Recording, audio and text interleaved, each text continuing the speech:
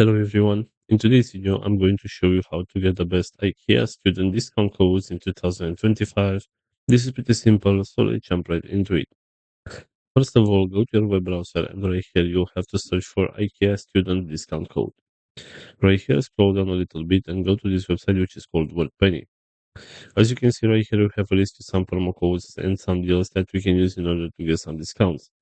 So let's say, for example, that you want to get this one with 25% discount off your purchase. All you need to do right here is just select this button where it says show code. And this is the promo code right here. So you can simply copy the promo code using this button. And you can apply this one on your next order so that you can get a 25% discount. Also, going back to the main search right here, we have this website which is called Coupon Follow. And as you can see right here, we have a list with some promo codes and some deals as well that you can use in order to get some benefits. So let's say, for example, right here that you want to get this one with 10% discount off your order. All you need to do right here is just select this button where it says show coupon code. And this is the promo code right here. So you can simply copy the promo code using this button right here.